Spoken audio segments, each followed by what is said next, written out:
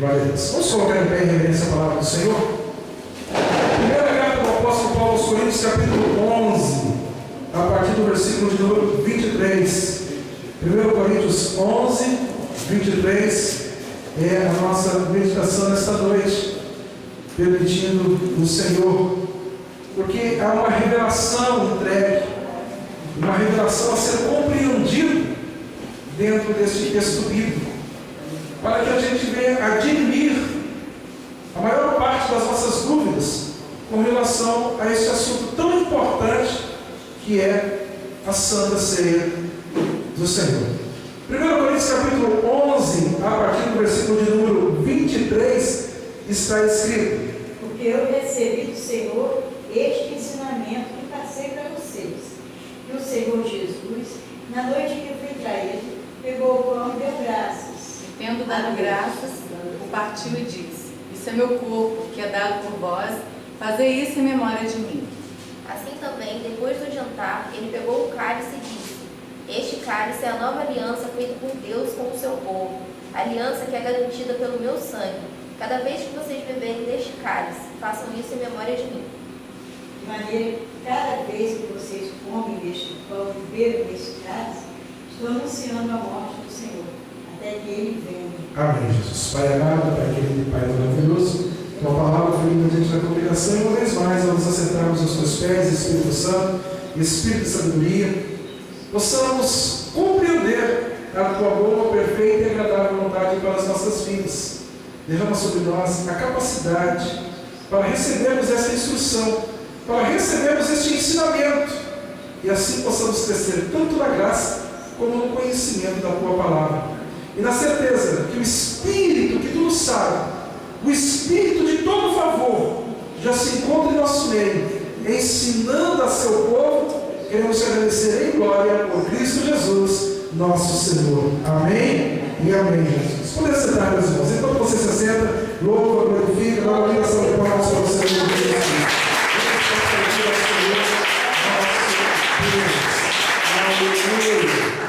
Glória a Deus. 1 Coríntios capítulo 11 diz assim, a partir do versículo 23: Porque eu recebi do Senhor o que também vos entreguei. Então a primeira coisa que eu aprendo é que a Santa Ceia ela não pertence a uma denominação, ela não tem a característica humana, ela traz na sua simbologia, no seu significado, uma natureza divina.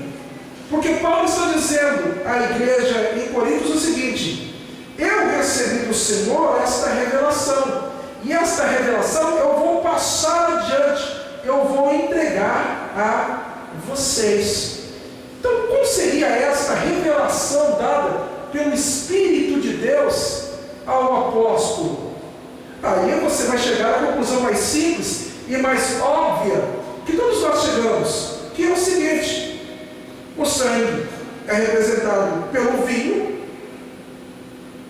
e o corpo é representado pelo pão. O sangue de Cristo, o corpo de Cristo, e a simbologia da Santa Ceia no partir do pão, no compartilhar o cálice, também chamado o cálice do Senhor. Isso é o significado mais óbvio e que, com facilidade, qualquer pessoa é capaz de ter esse entendimento. Se você perguntar, a maioria das pessoas vai dizer assim: não, o sangue de Cristo é representado pelo cálice com vinho, e o corpo de Cristo é representado pelo pão. E assim esse entendimento óbvio, lógico e verdadeiro está plenamente correto.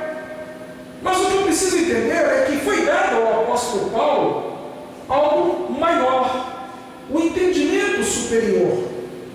Porque ele diz claramente: porque eu recebi do Senhor o que também vos entreguei, que o Senhor Jesus, na noite que foi traído. Então eu preciso pegar esta informação dada pelo apóstolo Paulo e encontrar dentro dos textos sagrados. Claro, se fosse possível entrar numa máquina do tempo, se tal aparato existisse, eu retrocederia àquela noite, eu assistiria à cena da Santa Ceia, e segundo a vontade do Pai, eu teria o entendimento que foi dado ao apóstolo Paulo, mas isso não é possível. Então, o que é possível fazer? Aquilo que nós deveríamos ter como uma regra, que é examinar os textos bíblicos. Então eu preciso pegar essa informação, porque diz, porque o Senhor Jesus, na noite que foi traído, eu preciso recorrer aos textos bíblicos e encontrar, dentro das Sagradas Escrituras, a descrição daquela noite em que Jesus foi traído. Porque aí, eu entendendo desta maneira, eu vou ver que a Santa Ceia não é essa discussão pequena, menor, discussão humana, de que a ceia deve ser servida com vinho ou com suco de uva. Quando eu reduzo a esse debate humano, porque isso é um debate humano. Eu vi um pregador, e ele foi questionado diante do seu rebanho, né? A sua ovelha o interpelou e disse assim: olha, Jesus Cristo tomava vinho? E ele, diante da sua congregação, ele disse: não, Jesus Cristo tomava suco de uva. Porque no pensamento dele, se ele colocasse diante da congregação que o Deus encarnado participou de vinho, e vinho com teor alcoólico, isso iria diminuir a santidade deste Deus. Porque eu estaria colocando Deus dentro de uma caixinha de fósforo, junto com os alfinetes, de tão pequeno que ele se torna, quando eu reduzo essa revelação do apóstolo Paulo a essa discussão tola e infantil.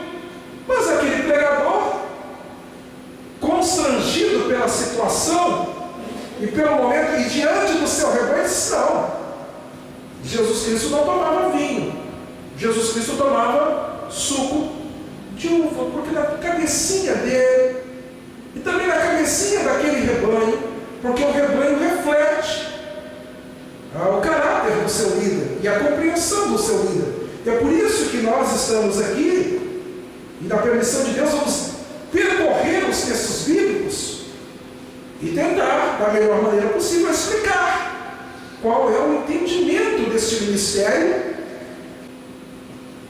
Tivemos a graça e o privilégio dado por Deus de compreender também a revelação que foi dada ao apóstolo Paulo.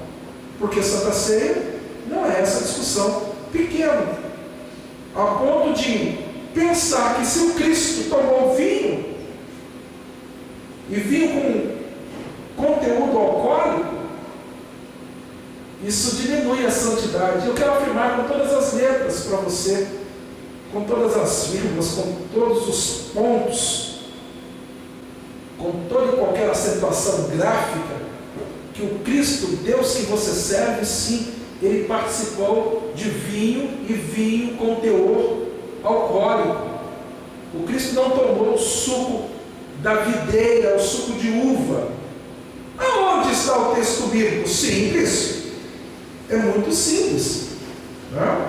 Olha o que diz a palavra, né? Olha só, Mateus capítulo 11, vamos ler o versículo 18 e o 19. Mateus 11, 18 e 19. Olha só como ele era conhecido. Olha o que as pessoas falaram a respeito do Deus encarnado. Porque as pessoas, elas são hipócritas. Elas querem reduzir a divindade à compreensão humana, e isso é impossível. O texto é claro no profeta Isaías assim: meus pensamentos mais altos, meus caminhos mais altos. Eu não tenho como trazer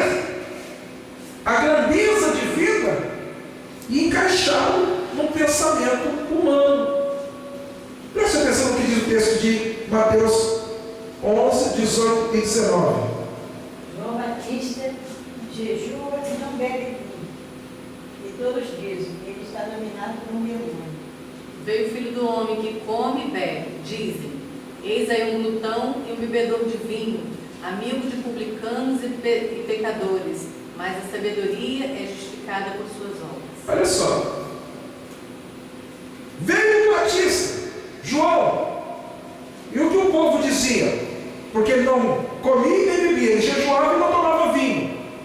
O povo dizia assim: esse camarada não está sozinho, ele não está puro, ele tem o domínio de um demônio. Aí veio o Filho do Homem, o Cristo falando a respeito de si mesmo. Veio o Filho do Homem que come e bebe, e dizem: eis aí um glutão e bebedor de vinho, amigo de publicanos e pecadores, mas a sabedoria é justificada por suas obras. Ora, se o vinho, porque o problema nosso é que a gente tem uma dificuldade de ler o texto bíblico, né? E aí a gente quer tudo prontinho, e essa dificuldade de examinar os textos bíblicos muitas vezes nos traz problemas sérios, né? Olha o que diz João, o Evangelho segundo São João, vamos lá ao capítulo 2. Isso é interessante porque foi o primeiro milagre realizado por Jesus, o Deus que você serve. Diga: eu creio, eu recebo. Vamos ler João capítulo 2, o versículo de número 8, 9 e 10. João 2, 8, 9 e 10. Você conhece o texto bíblico, mas eu quero pensar alguns detalhes que de repente possam ter passado desapercebido por você. João 2, 8, 9 e 10. Está escrito: Em seguida, Jesus mandou: agora tire um pouco da água destes potes e leve o dirigente da festa. Quando o mestre Sala provado a água transformada em vinho, não sabendo de onde viera, se bem que o sabiam os serventes que haviam tirado a água, chamou o noivo E disse: todos costumam servir primeiro o vinho bom, depois que os convidados beberam muito, servem o vinho comum. Mas você guardou até agora o melhor vinho. Amém. Aqui é simples. Tinha acabado o vinho, Jesus transforma a água em vinho. Aí no pensamento hipócrita e pequeno, olha, o mestre transformou a água em vinho, mas não em vinho, transformou em suco de uva. Não. A palavra diz que os serventes pegaram aquela água que havia sido transformada em vinho e levou ao mestre de cerimônia, o mestre do cerimonial, do casamento. E aquele homem, ele era um profissional. Ele era um profissional. Ele sabia, por quê? Porque ele está relatando aqui a sua experiência, assim: eu já fiz e já participei de muitos casamentos. E a regra nos casamentos e nessas festas é a seguinte: primeiro se serve o vinho de qualidade superior, e depois que os convidados já beberam fartamente, serve-se o vinho comum ou de qualidade inferior. Mas vocês fizeram exatamente o contrário, porque guardaram até agora o bom vinho. Agora a pergunta que não quer calar: por que se servia primeiramente o vinho de qualidade superior e depois se servia o vinho de qualidade inferior? Ele explica: depois que beberam fartamente. O que acontece depois que bebe? O paladar se perde. Depois que começou a tomar, a beber nas festas aqui escrita, o povo já não está sentindo mais. Então o que eles fazem? Serviam o que eles faziam. Deixa eu corrigir a frase. Eles serviam de qualidade inferior.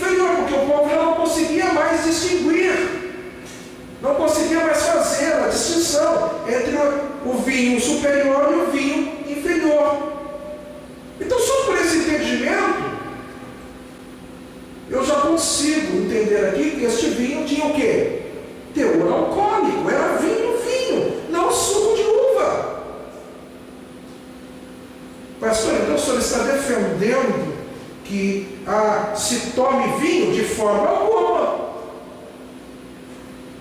Eu estou apenas aqui colocando a base, à luz dos textos bíblicos, o verdadeiro significado da Santa Ceia, que não é essa discussão, volto a repetir, tola e infantil.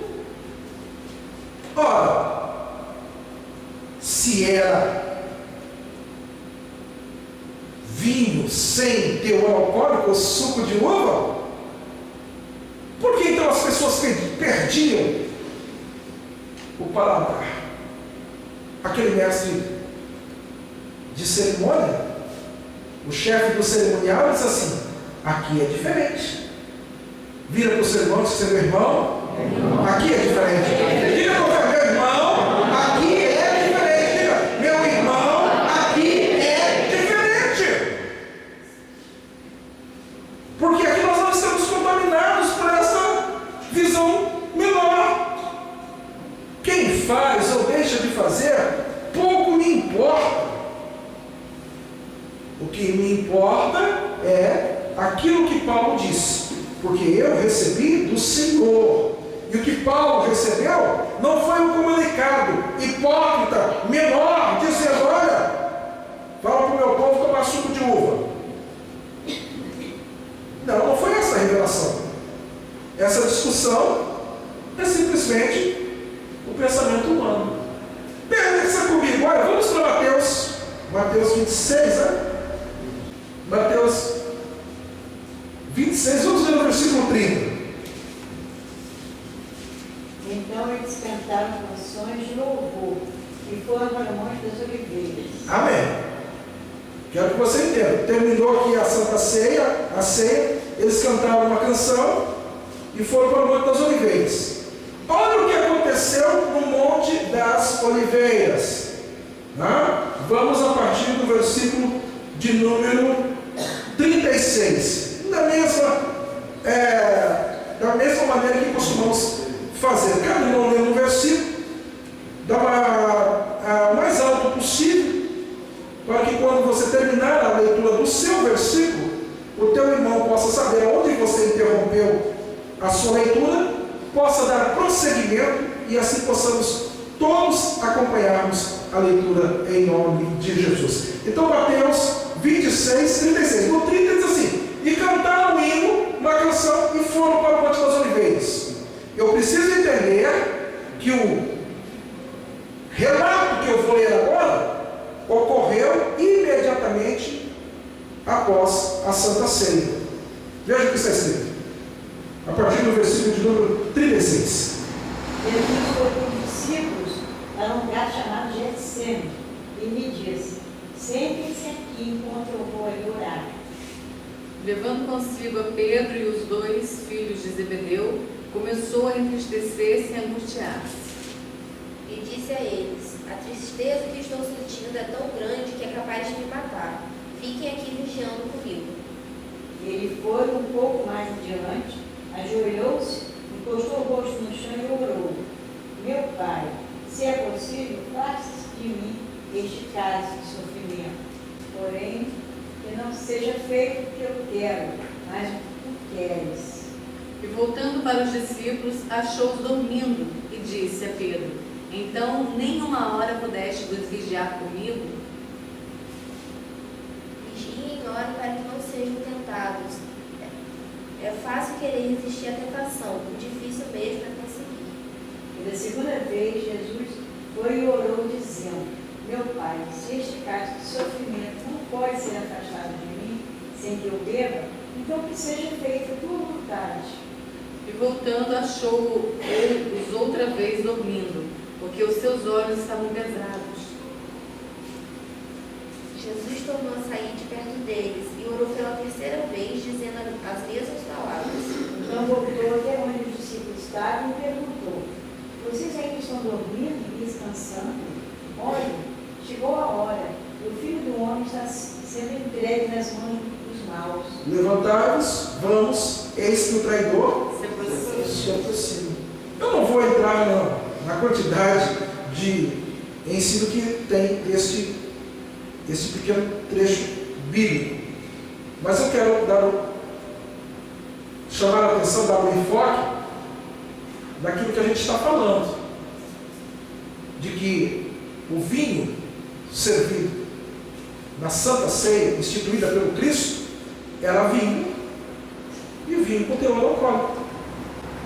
Porque o Cristo foi orar e disse assim: fique aqui, eu vou me adiantar um pouco e vou orar. Ele foi e orou, você conhece a oração, lemos.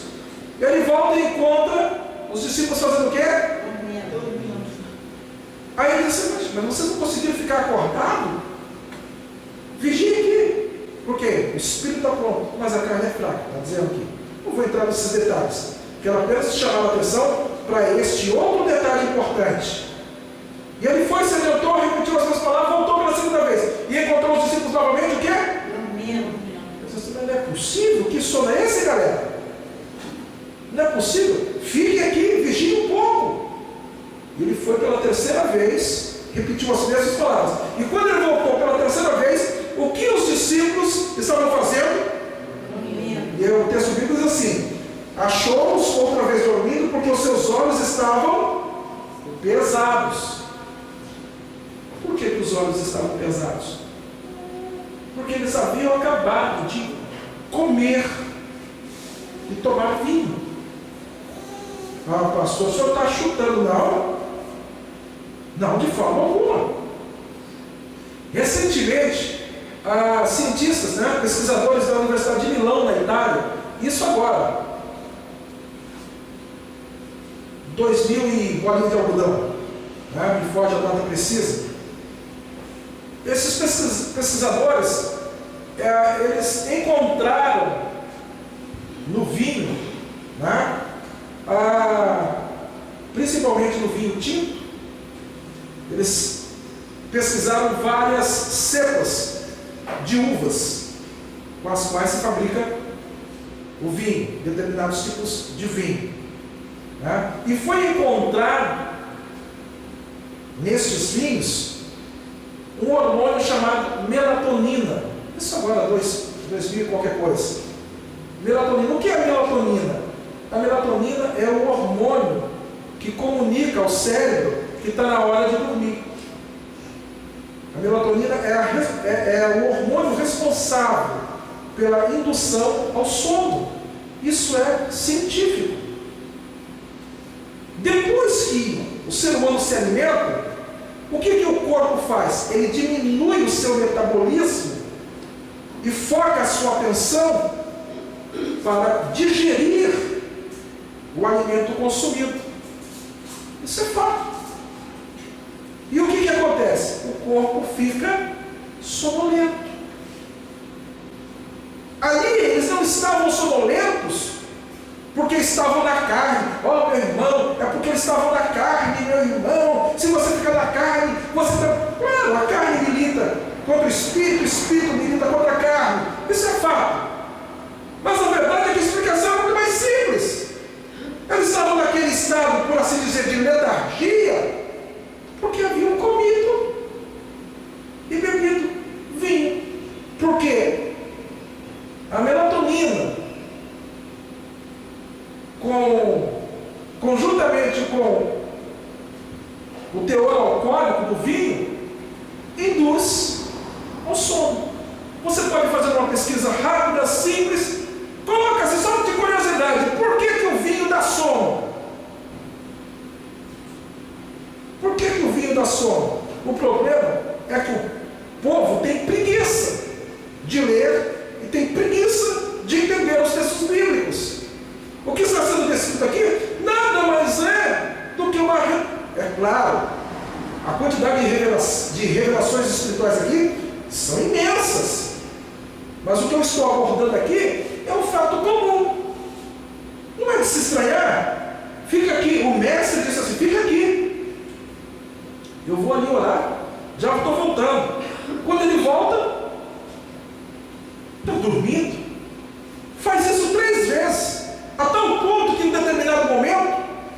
A Bíblia esclarece o motivo pelos quais os discípulos estavam dormindo, porque os seus olhos estavam...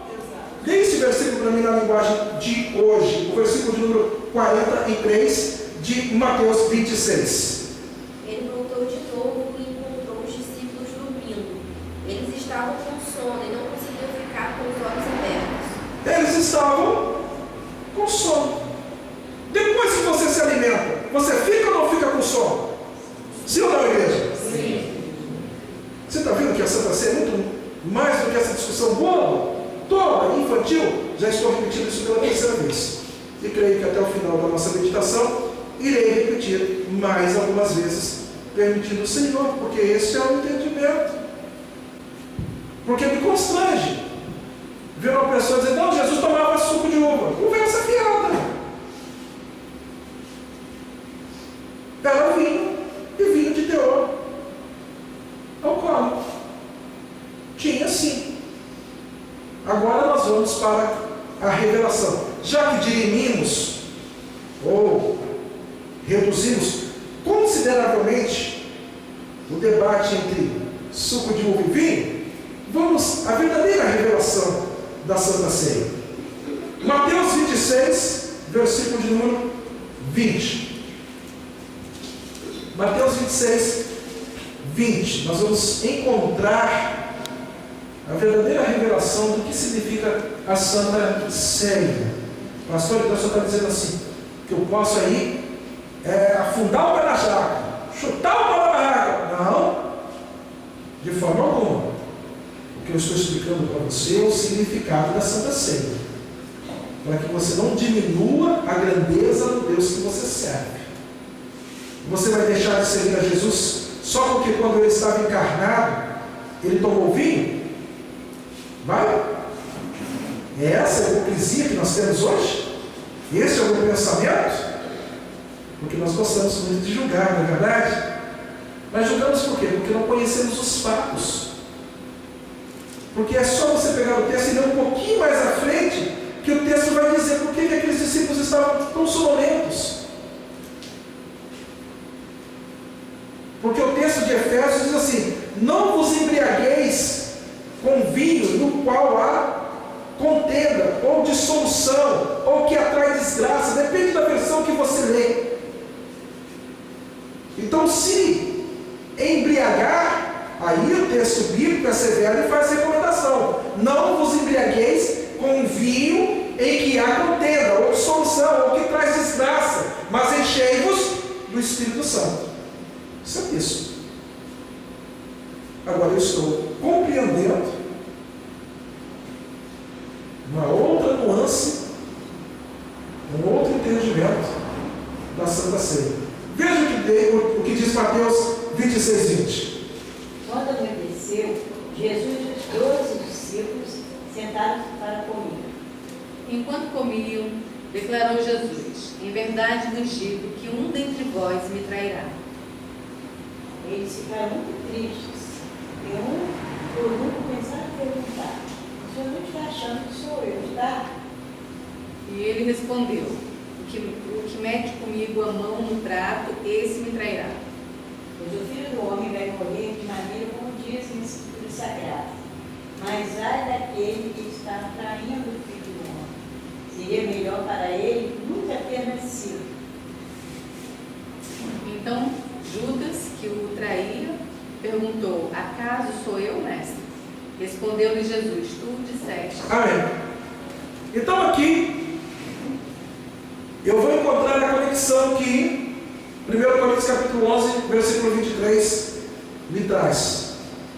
Porque lá diz assim: porque o Senhor Jesus na noite que foi traído.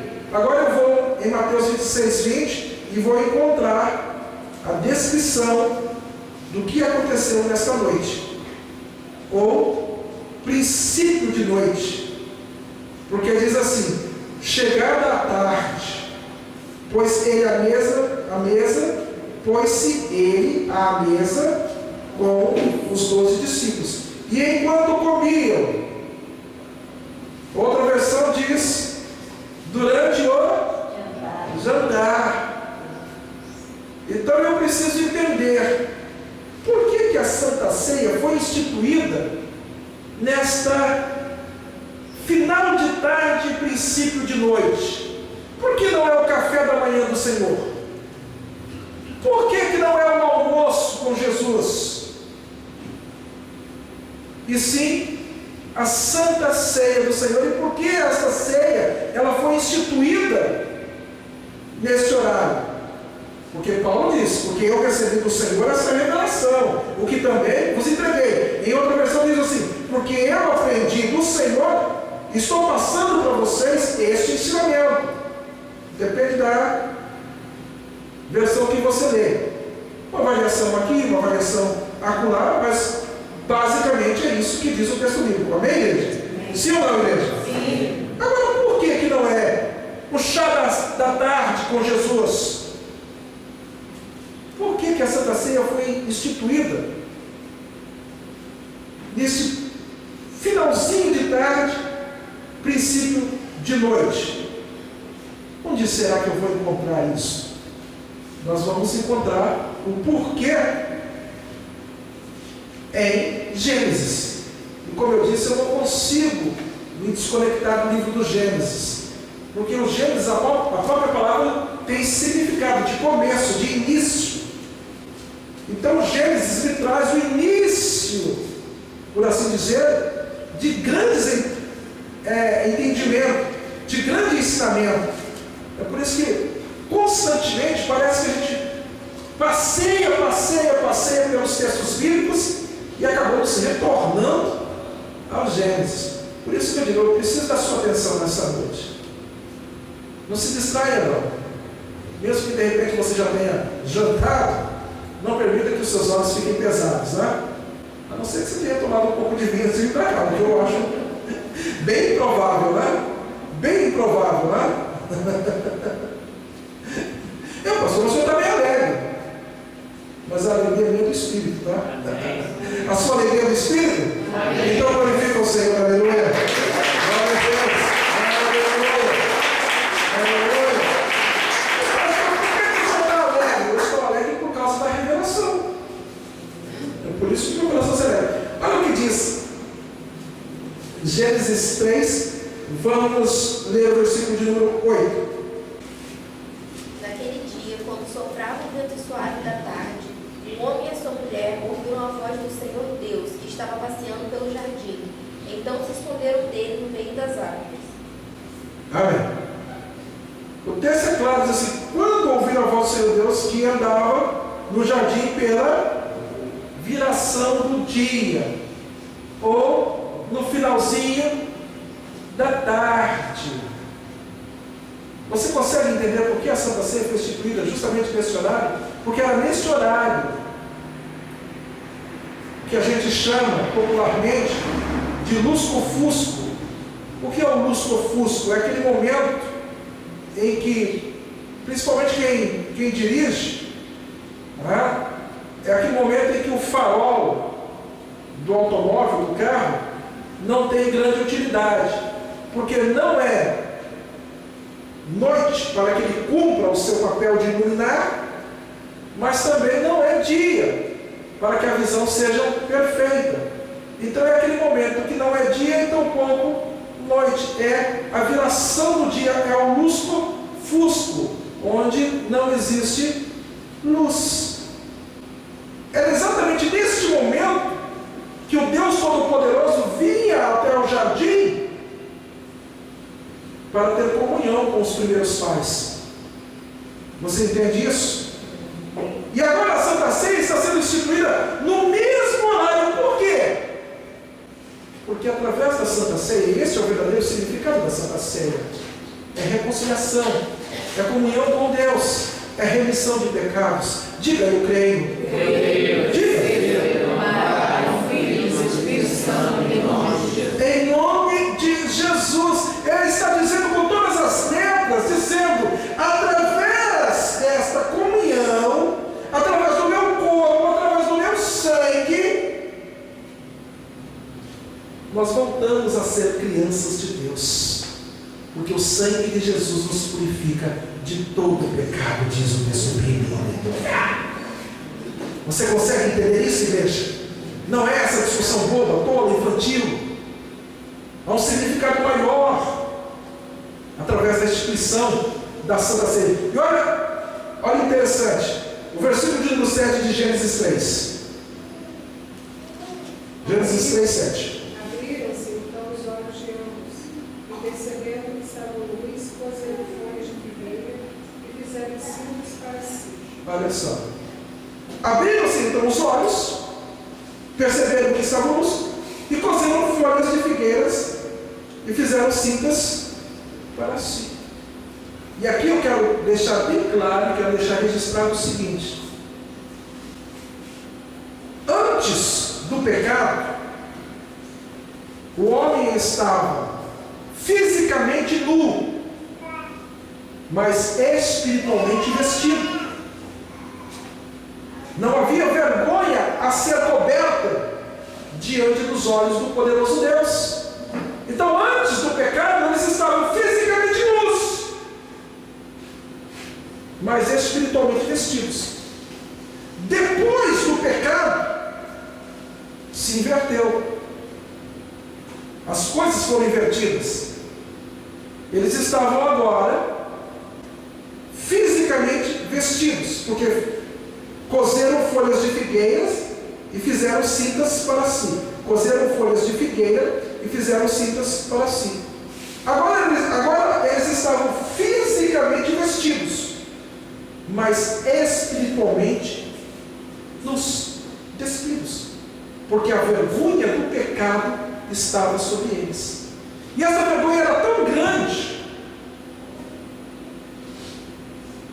que, para essa conversa entre Deus e os primeiros pais tivesse continuidade, foi necessário se realizar um sacrifício. Porque o Senhor perguntou assim, quem te fez saber que estavas nu?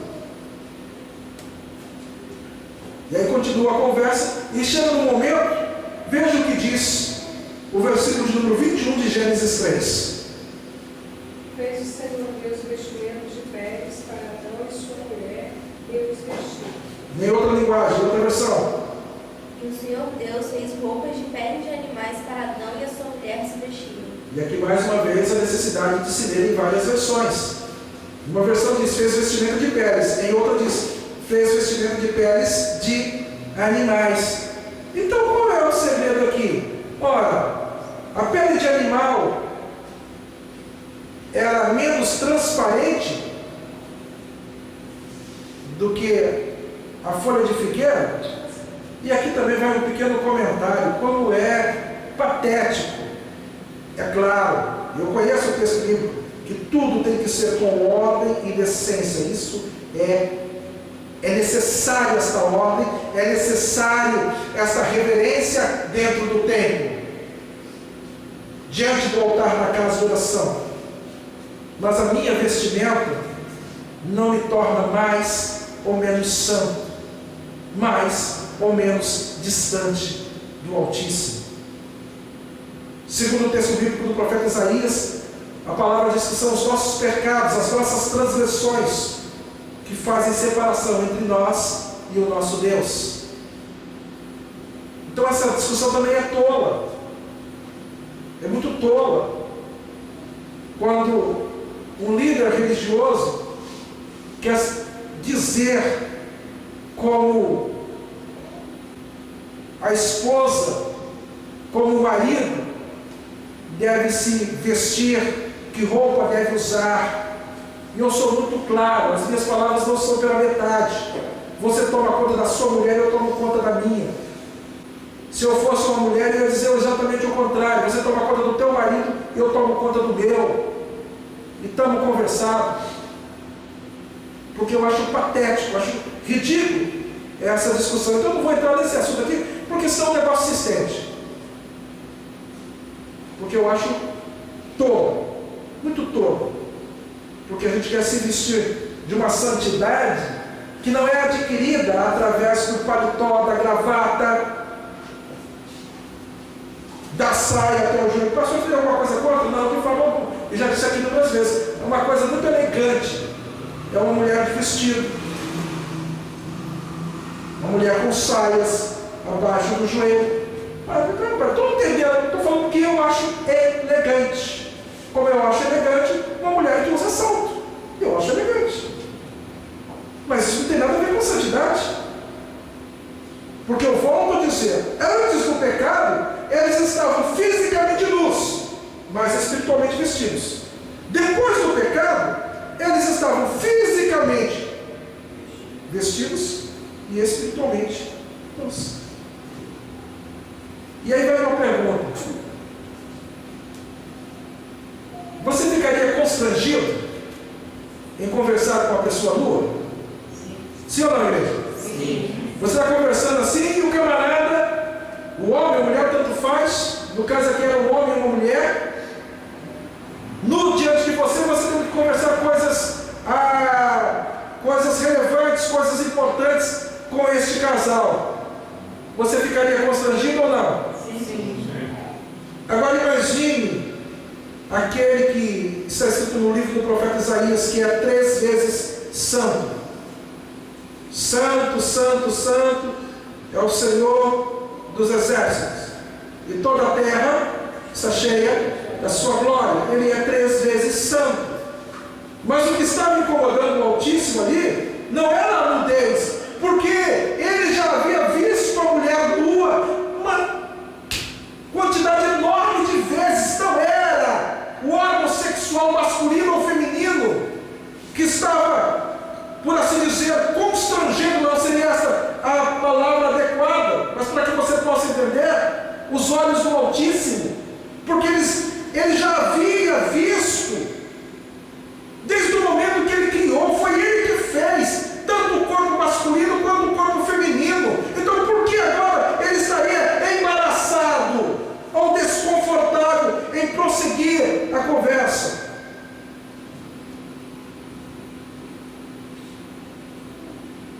Por que foi necessário sacrificar aqueles animais? E aqui está o entendimento. Não é porque a pele do animal é menos transparente do que a folha da figueira. É porque aquelas peles daqueles animais, elas foram tiradas dos animais. Mas antes de ser tirada, os animais tiveram que morrer e derramar sangue. Porque o texto bíblico é claro quando diz que sem derramamento de sangue não há remissão de pecados. Sem derramamento de sangue não há remissão de pecados.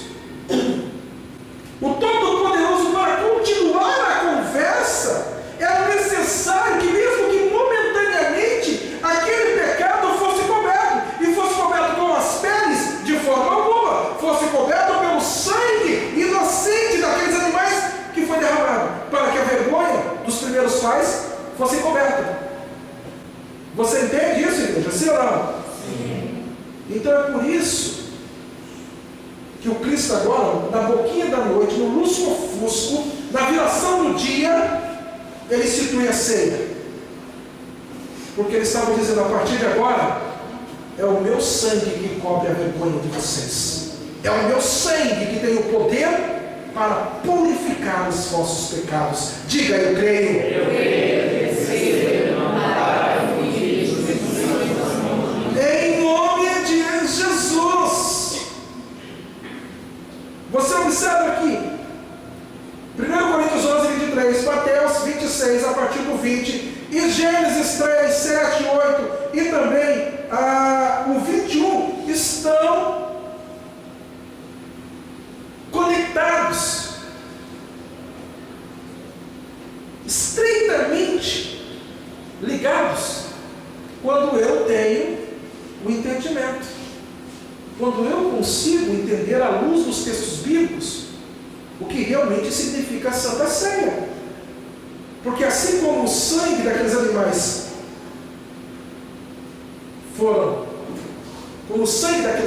foi derramado, deixa eu corrigir a frase, foi derramado, assim também o sangue do Cordeiro seria derramado para cobrir a vergonha do homem.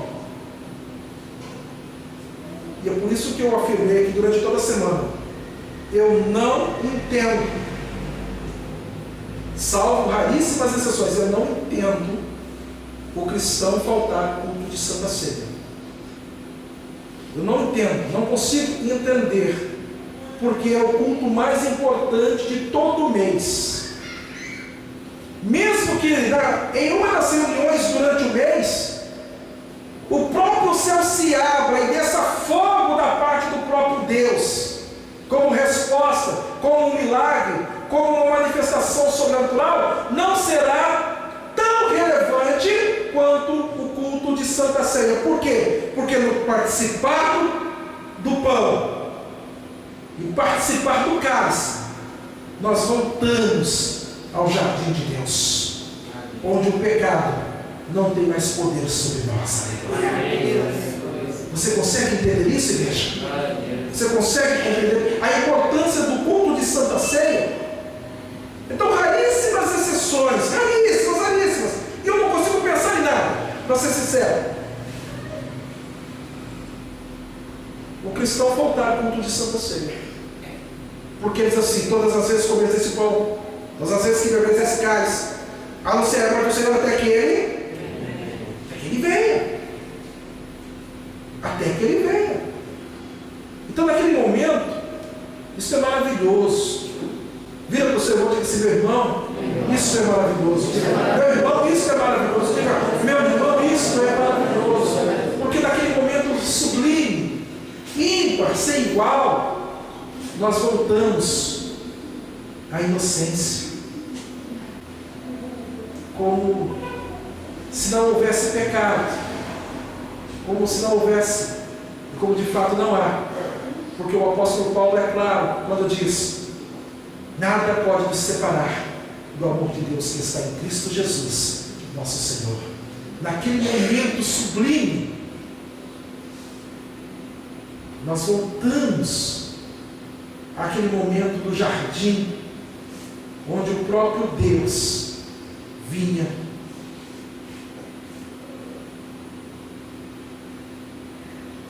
se relacionar com a sua criação, vinha interagir com o homem, e o homem era tão puro, tão inocente, que ele era capaz de conversar com Deus. É isso que significa a Santa Ceia. Porque na noite em que Jesus foi traído. Vamos voltar agora para Mateus 26. Vamos voltar para Mateus 26.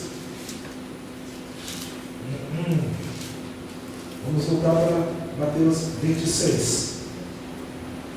Agora nós entendemos, e você é capaz de explicar para quem quer que seja, por que é Santa Ceia. Por que não é o café da manhã, o almoço com Jesus, o chá da tarde com o Senhor? Porque é a ceia do Senhor. Vira para o seu irmão e diz assim: meu irmão, é a ceia do Senhor. Diz: meu irmão, é a ceia do Senhor. Diga por quê? Porque agora você vai entender. Meu irmão, é a ceia do Senhor. Aleluia. Aleluia. O versículo de número 26. Enquanto estava comendo, Jesus pegou o pão e deu graças a Deus. Depois partiu o pão e deu aos discípulos, dizendo: pegue e coma, isto é o meu corpo. Em outra versão,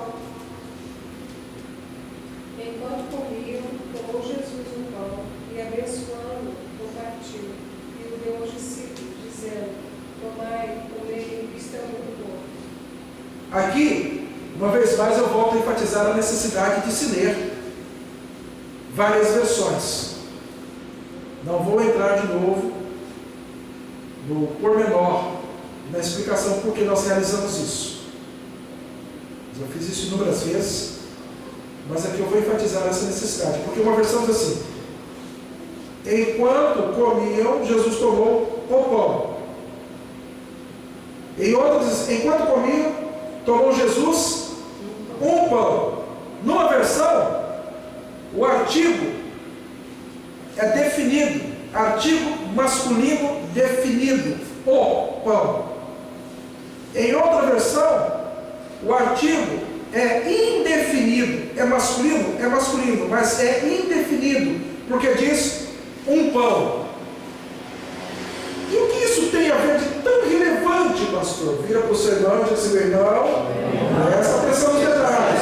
Diga, meu irmão, presta atenção nos detalhes. Diga, meu irmão, preste atenção nos detalhes. Qual é a relevância de ser um pão ou um pão? É simples. Enquanto comiam, tomou Jesus um pão. Que pão é esse? Um pão ordinário. Ah, pastor, você está xingando até o pão? Não. A palavra ordinária aqui no sentido de comum. Um pão qualquer. Tomou um pão. Que pão? Pão. Artigo masculino indefinido. Um. E aí vem. E abençoando, o partiu e deu aos discípulos, dizendo: tomai e comei, isto é o corpo. Ele não diz isto é um corpo. Ele está dizendo isto é o meu corpo. Você observa que há uma transição de um artigo indefinido masculino um para um artigo masculino definido o. Agora ele está dizendo aquilo que era comum depois da consagração, porque eles tenham abençoado. E aqui também vai uma explicação. Por quê? Porque o ministério aqui não consagra o pão antes. O pão que está colocado sobre a mesa da Santa Ceia é um pão comum, um pão ordinário. Ele é distribuído. E depois que é distribuído ao rebanho, então ele é abençoado. E qual a razão disso? Para que não sobre pão consagrado. Porque eu creio no poder da oração. Eu creio e eu entendo aquilo que está escrito. Que Jesus pegou um pão e abençoou. Depois de abençoar, ele disse: não, isso agora já não é mais um pão comum. Isso agora é o meu corpo. Você está entendendo o sentido da Santa Ceia, igreja? Sim ou não? Sim. Você está conseguindo entender? Que a discussão sobre vinho ou suco de uva é tola diante da grandeza da revelação que foi entregue a Paulo, porque essa revelação não foi entregue ao pastor Daniel, foi entregue a Paulo. O problema é que eu tenho preguiça, volto a enfatizar, preguiça de compreender o texto bíblico. E aí, devido à minha preguiça,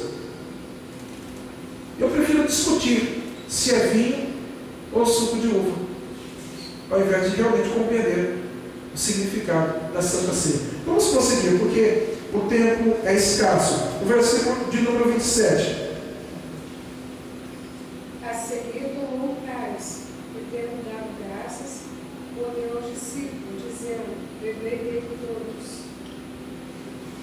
Porque isso é o meu sangue, o sangue da nova aliança, derramado em favor de muitos para a remissão de pecados. Aqui nós encontramos, derramado em favor de muitos para a remissão de Pecados. porque sem derramamento de sangue não há remissão de pecados.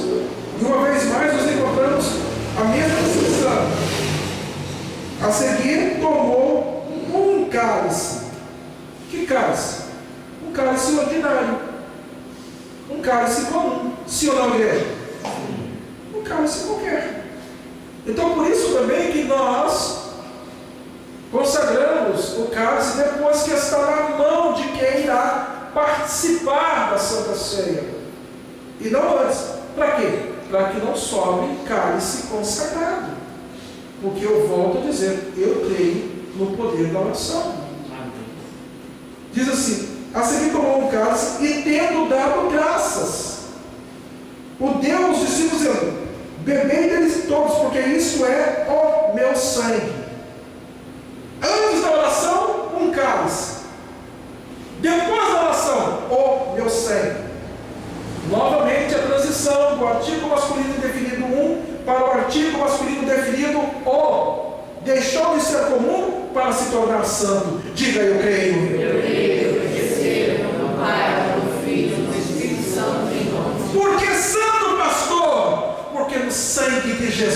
poder, aleluia. Porque o pão é santo, pastor. Porque a palavra diz que por suas pisaduras nós somos sarados, aleluia. Essa é a razão. Essa é a razão. E aí diz assim: digo-vos que desta hora em diante, estou lendo o versículo de número 29, porque realmente eu estou sem tempo. Digo-vos que desta hora em diante não bebereis desse fruto da videira, até aquele dia em que o hei de beber novo convosco no reino de meu Pai. E pastor, agora então eu não entendi. Então significa que eu não posso mais tomar? Porque ele está dizendo assim: e digo-vos que desta hora em diante não bebereis desse fruto da videira, até aquele dia em que o hei de beber novo convosco no reino de meu Pai. Tendo cantado o hino, saindo para o Monte das Oliveiras. Agora eu fiquei perdido, pastor. Porque é para celebrar a Santa Ceia ou não é para celebrar a Santa Ceia? Paulo é muito claro. O texto de 1 Coríntios 11 diz: porque todas as vezes, plural, porque todas as vezes, plural, porque todas as vezes, plural. Pastor, eu sou estressado. Eu não sou estressado. O que me irrita é a dificuldade de entendimento. Porque está no plural. Porque todas as vezes que comeres esse pão e beberes desse cálice, anunciai a morte do Senhor até que Ele venha. Então por que Jesus falou que não era para beber mais do fruto da videira? Se alguém te pergunta isso, o que você explica? Pastor, então eu prefiro obedecer a Jesus, porque Paulo está falando que é para celebrar sempre, numa periodicidade, a Santa Ceia. E nós aqui entendemos que isso é mensalmente. Todo primeiro domingo do mês, nós celebramos Santa Ceia do Senhor. E volto a dizer que é a reunião mais importante do mês, porque é a comunhão. É a comunhão, eu creio nisso. Mas agora o próprio Cristo está dizendo: então eu não entendi. Vou ficar com Cristo, pastor. Então a partir de hoje não tem mais ceia. Se você fosse colocado nessa situação, qual seria a sua resposta?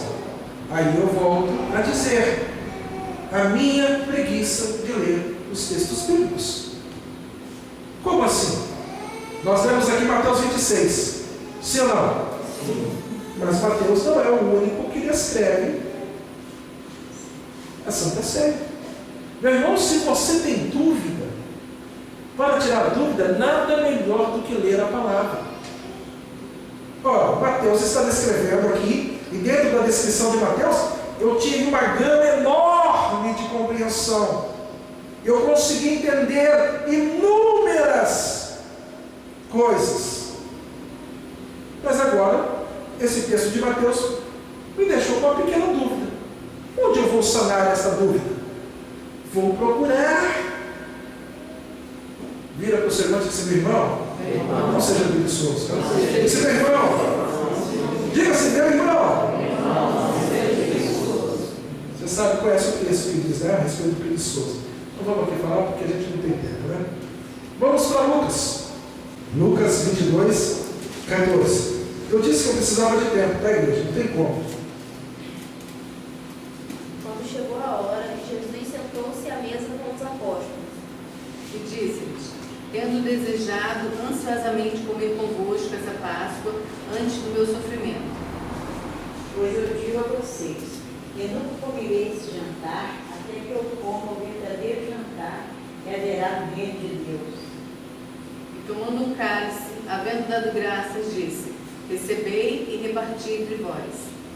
Pois eu afirmo a vocês, que nunca mais beberei deste vinho, até que chegue o reino de Deus. Amém. Glória a Deus.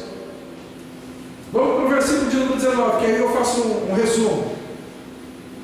Depois pegou o pão, deu graças a Deus, e em seguida partiu o pão e o deu aos discípulos, dizendo: isto é o meu corpo que é entregue em favor de vocês. Façam isso em memória de mim. Semelhantemente, depois de cear, tomou o cálice, dizendo: este é o cálice da nova aliança, no meu sangue derramado em favor de vós. Todavia, a mão do traidor está comigo à mesa. Pois o filho do homem vai morrer de maneira como Deus o resolveu. Mas ai daquele que está traindo o filho do homem. Então os apóstolos começaram a perguntar uns aos outros quem seria o traidor. Amém, Jesus. É suficiente até aqui. A resposta está aqui. Porque Mateus, ele resume. Lembra que nós já estudamos aqui que o Evangelho segundo São Lucas e Atos dos Apóstolos são os livros que trazem com maior riqueza de detalhes os acontecimentos e bem como as respectivas datas em que eles aconteceram. Lembra do que ele disse para Teófilo? Ele disse assim: olha, eu mesmo pesquisei, Teófilo. E Atos dos Apóstolos disse: olha, assim como eu escrevi o primeiro livro contando a respeito do Cristo, agora eu estou escrevendo o segundo. Você se lembra disso que nós já estudamos aqui? Não há como visitar os textos bíblicos agora, mas você conhece, porque nós já estudamos isso aqui. Então agora eu vou a Lucas, o bom médico, e ele vai me trazer um detalhe que vai tirar esta minha dúvida. Por quê? Porque Lucas menciona 2 cálices. Vira para o seu irmão, se meu irmão. 2 cálices estão descritos em Lucas. Deixa eu melhorar isso aqui. Meu irmão, Lucas fala de 2 cálices. Porque é difícil você conciliar cálice, né? Então Lucas fala a respeito de 2 cálices. Por quê? Olha só o texto. Versículo de número 17 de Lucas 22. E tomando um cálice, havendo dado graças, disse: recebei e parti entre vós, pois vos digo que de agora em diante não mais beberei do fruto da videira, até que venha o reino de Deus. Aqui Jesus estava cumprindo fielmente a Páscoa judaica, até que venha o reino de Deus. Lembra? Evangelho do reino e Evangelho da graça. Como é importante aprender a palavra de Deus. Para quem é o Evangelho do reino e para quem é o Evangelho da graça? Aqui ele estava dizendo: olha, a partir de hoje vocês não irão celebrar mais a Páscoa judaica, até que o reino de Deus venha, ou até que Israel reconheça a Cristo como o Senhor. Então o reino de Deus. Consegue entender isso, igreja? Ele está aqui cumprindo assim: olha, vocês a partir de agora não irão mais celebrar a Páscoa segundo o mandamento do Êxodo. O que é a Páscoa judaica? Os pães ázimos, o pão sem fermento, o cordeiro tostado, a carne do cordeiro com o osso tostado no fogo, as ervas amargas e também uma espécie, uma pasta, um purê, basicamente de nozes, com um pouco de vinho, deixa eu ver se eu lembro mais alguma coisa. É uma pasta que fica com a coloração vermelha, meio avermelhada, que é para lembrar o tempo que o povo do Egito não teve barro para fabricar os tijolos. Tá? Tudo na Páscoa judaica tem um significado. O ovo cozido, né, significando o início, né, de vida, de uma nova vida. Tudo tem um significado. As ervas amargas, né, que é o sofrimento no Egito. Né? Há também alguns ingredientes que são colocados em água salgada, com gosto de lágrima, para lembrar o pranto, o clamor, como diz o livro do Êxodo, que esse clamor chegou à presença de Deus. E também essa pasta, essa espécie de purê meio avermelhada, né? Para lembrar o tempo que o povo foi obrigado a fabricar tijolo sem ter barro. Então Cristo aqui está dizendo assim: olha, essa Páscoa vocês não irão celebrar mais, até que venha o reino de Deus. Não vou entrar nesse detalhe porque a mensagem é simplesmente enorme, né? Não há como. E aí, isso aqui está. Então Mateus está errado? De forma alguma. A diferença é que Lucas está melhor explicado. Amém, igreja? Amém.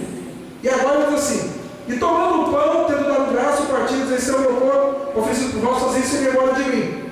Semelhantemente, depois de cear, tomou o cálice. Agora um segundo cálice. Porque este cálice agora é o cálice da nova aliança e não da velha aliança. Você está entendendo? Sim ou não, igreja? Porque diz assim, ó, a primeira vez, olha só: e tomando o cálice, havendo dado graças, diz: recebei e reparti entre vós. Ele pegou o cálice e diz assim, ó, tira um bocadinho e passa adiante. Reparti entre vós o cálice. Essa aí era a Páscoa judaica, eles estavam literalmente cumprindo. Porque a Páscoa judaica, ela aponta para o Cordeiro. Ela aponta para o sacrifício do Cordeiro. Assim como o sangue daquele Cordeiro no Egito protegeu a casa dos israelitas, como um simbolismo de que o sangue do Cordeiro traz proteção para as nossas vidas. Diga: eu creio. Eu recebo. Em nome de Jesus. Por isso que eles estão dizendo assim: pois vos digo que de agora em diante não mais bebereis no fruto da videira, até que venha o reino de Deus. Mas esse fruto da videira é a representação da antiga Páscoa, ou da antiga ceia. Ele diz assim: a partir de agora eu vou instituir uma nova aliança, tornando a antiga, não obsoleta, a antiga aliança desnecessária para que hoje, igreja, como corpo de Cristo, comemore. Você vê onde é que está a minha birra com os rituais judaicos? Você entende? Onde é que está o meu pé, não, os dois pés atrás, com esses ritos judaizantes que infestam os templos? Está justamente nisso aqui, porque o Cristo interrompeu. Até aqui foi assim, daqui para frente vai ser diferente. Vai ser diferente. Labutam e labutam em grande equívoco. Um equívoco enorme. Mas eu não vou entrar nos pormenores disso não, porque eu não sei nem o que fazer mais com o tempo aqui. E tantas coisas que a gente precisa ainda entender nesse texto bíblico. E aí vem o seguinte: e ele diz: todavia a mão do traidor está comigo à mesa. Por que ele disse isso? Ah, pastor, porque Jesus sabia que Judas ia traí-lo. Sim, mas por que só agora ele declara isso? A tal ponto que os discípulos ficam perguntando: mestre, sou eu? Mestre, sou eu? E você vai encontrar a resposta também dentro do texto bíblico. Olha só o que diz aqui. Lucas 22, vamos ler a partir do versículo 1 até o versículo de número 6. Estava próxima a festa dos pães asmos, chamada Páscoa. O chefe dos sacerdotes, dos mestres da lei, procuraram um jeito para matar Jesus em segredo, porque tinha medo do povo. Ora, Satanás entrou em Judas, chamado Iscariote, que era um dos 12. Judas foi falar com o chefe dos sacerdotes, com os oficiais da guarda do templo, para combinar a maneira como ele iria lhes entregar Jesus. Eles ficavam muito contentes e prometeram dar dinheiro a ele. Judas aceitou e começou a procurar uma oportunidade para entregar Jesus a eles, sem que o povo ficasse sabendo. Sem que o povo ficasse Sabendo. Então, a partir desse momento em que houve este acordo, este pacto de traição, Judas estava procurando um momento para entregar Jesus aos sacerdotes, aos oficiais da guarda, mas sem que o povo ficasse sabendo, para que não gerasse tumulto. Deu para entender até aqui? Então a palavra diz assim: Judas concordou e buscava uma boa ocasião de lhe entregar sem tumulto. Mas Jesus precisava que a Páscoa fosse cumprida e a Santa Ceia instituída. Então ele precisava de um lugar que Judas só ficasse sabendo no último instante, que ele não tivesse como avisar os capitães. Isso é muito doido, né? Por isso eu vou te dar um conselhozinho. Pode ficar contando a tua vida para todo mundo. Então, é só um conselhozinho. Tem hora que é necessário manter segredo daquilo que você faz, dos seus planos. É necessário ficar de boca fechada. Pastor, de onde o senhor tirou isso? Foi por isso que ele disse assim: tem um aqui na mesa que é o traidor. Por que ele só revelou naquele momento? Porque Judas só ficou sabendo da onde seria o lugar que o mestre vai estar. Por quê? Porque imagina, eles procuravam um lugar, um momento, para capturar e matar Jesus sem tumulto. Que melhor ocasião do que o Cristo dentro de um quarto, uma sala, um cenáculo, como diz o texto bíblico, para o povo chegar ali, sem ninguém ficar sabendo. Aí de repente, mas cadê Jesus? Não, ele foi preso, mas no caminho escorregou na casca de banana, se machucou, e como diz o jargão, não resistiu, né? Foi ferido, mas não resistiu. Seria sem tumulto, mas o mestre foi precavido. Por isso que ele diz assim: seja simples como a pomba, mas prudente como a serpente. Pastor, de onde é que o senhor tirou essa loucura? É da sua cabeça? Também, mas principalmente no texto bíblico, do entendimento. Veja o que está escrito a partir do versículo de número 7.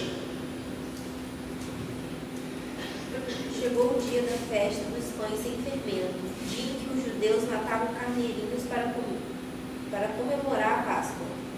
Então Jesus deu a Pedro e a João a seguinte ordem: vão e preparem para nós o jantar da Páscoa. E eles perguntaram: onde queres que o preparamos? Jesus respondeu: escutem, quando entrarem na cidade, um homem carregando um pote de água vai se encontrar com vocês. Sigam esse homem até a casa onde ele entrar. E digam ao dono dela: o mestre mandou perguntar a você onde fica a sala em que ele e seus discípulos vão comer o jantar da Páscoa. Então ele mostrará a vocês uma grande sala mobiliada no andar de cima. Prepararem ali o jantar. E finalmente o versículo 13. Os dois discípulos foram até a cidade e encontraram tudo como Jesus tinha dito. Prepararam o jantar da Páscoa. E indo, tudo encontraram como Jesus lhe dissera e prepararam a Páscoa. Na outra versão, como é que diz? Os dois discípulos foram até a cidade. Os dois discípulos. Quantos discípulos eram? 11. E quantos que realmente sabiam onde seria a Páscoa? 2. E quais eram esses dois? Pedro e João. Amém, igreja? Você pode glorificar o Senhor, igreja?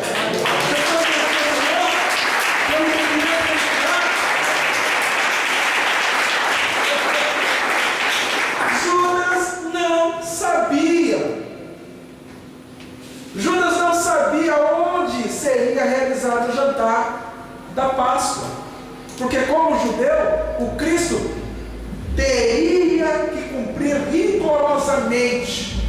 Porque ele diz assim: eu não vim revogar a lei, mas eu vim cumprir. Porque Satanás, eu quero que você entenda o seguinte, olha. Ora, versículo de número 3. Eu só vou arranhar aqui porque não tem como. Ora, Satanás entrou em Judas, chamado Iscariotes, que era um dos disse aqui? O Judas não estava sozinho, o outro estava com ele. Então o que o Cristo fez? O Cristo disse assim, olha, Jesus, pois, enviou Pedro e João dizendo, ide preparar-nos a Páscoa para que a comamos. O versículo 3 diz, e indo tudo encontraram como Jesus lhe dissera, e prepararam a Páscoa. Na outra versão diz assim, os 2 discípulos, 2 de 12. E esses 2 eram Pedro e João. O Iscariote não sabia o local certo. Por quê? Porque se soubesse, o Cristo seria aprisionado ou capturado durante a instituição da Santa Ceia. Isso é revelação de Deus, igreja? Sim ou não? Sim. Você está vendo que não é essa discussão boba de vinho ou suco de uva? Isso é uma discussão tola, infantil. Não tem porquê. O Cristo manteve segredos assim, olha, o Pedro, o João, vão vocês. Eles foram e prepararam. Aí os outros 10 vão lá. Sigam meus bons. Você não disse. E foram, encontraram tudo certinho. Aí durante a ceia, que estavam os 12, e agora todos eles sabiam onde era, ele diz assim, olha, todavia a mão do traidor está comigo à mesa. 21 na linguagem de hoje, de Lucas 22. Mas veja, o traidor está aqui sentado comigo à mesa. Viu? Nesse momento ele revela. Por que ele só revela agora? Para que Judas não soubesse. Porque se soubesse, o texto anteriormente me diz que ele estava procurando uma ocasião para que Jesus fosse capturado, fosse morto, sem que houvesse tumulto entre o povo. Não houvesse tumulto em virtude da data festiva da celebração da Páscoa judaica. Você entende que a Páscoa judaica não é para você. Para você é Santa Ceia. Para você é corpo de Cristo. É sangue sem pecado derramado na cruz do Calvário. Você entende isso, igreja? Por isso que nós aqui celebramos dessa maneira.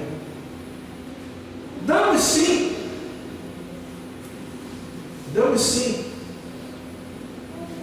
o direito da pessoa escolher se quer tomar suco da videira ou vinho.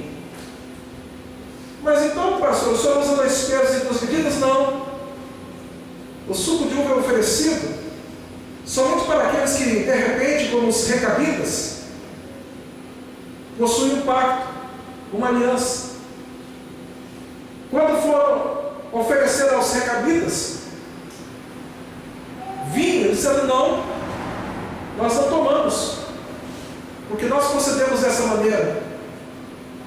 Não tem como eu ir ao texto bíblico agora. Está lá no livro do profeta Jeremias, depois você consulta em casa. E aquilo agradou ao Senhor, porque eles disseram assim, não, nós obedecemos ao nosso pai, e o nosso pai disse que nós não podemos tomar vinho, nem nós, nem nossas mulheres, nem nossos filhos. Então de repente existia aquele irmão que outrora tinha um problema com o alcoolismo, e fez um pacto com Deus, Senhor, me ajuda a vencer, me conceda essa graça, eu nunca mais vou colocar uma gota de álcool na minha boca, como os recabitas. Então neste caso sim, nós oferecemos, mas apenas como esta opção, oferecemos o suco de uva, mas somente nesse caso, ou no caso, como os recabitas, eles dizem assim, nem nós, nem nossas mulheres, nem nossos filhos e filhas. Porque o pai pode dizer assim, não, o meu filho não pode, a minha esposa não pode, a minha casa não pode. Porque nós estabelecemos esse pacto. Não que haja pecado, mas nós tomamos essa decisão. E isso tem que ser respeitado. Essa é a única exceção. Eu gostaria de discorrer mais sobre este pacto dos recabitas, porque há grandes ensinamentos. Eu gostaria mais de falar a respeito deste homem que colocou a sua casa, colocou o seu patrimônio, o cenáculo, com tudo que tinha dentro, à disposição do Mestre. Eu gostaria de falar mais a este respeito, porque o entendimento é profundo. Eu gostaria de falar mais a respeito desta ceia, deste vinho novo, aleluia, que será servido.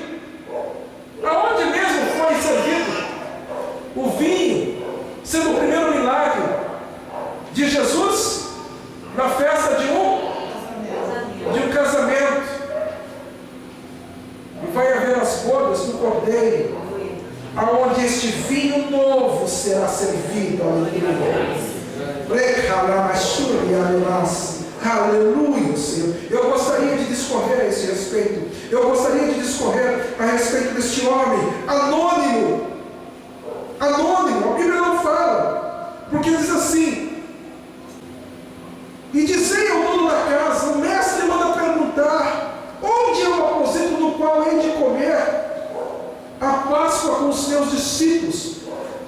Pergunte, dizei ao dono da casa, mas não diz o nome deste homem, deste herói anônimo, que simplesmente oferta, que simplesmente coloca à disposição, sem querer os holofotes, sem querer o aplauso dos homens, sem querer o reconhecimento humano, mas faz porque é obra de Deus.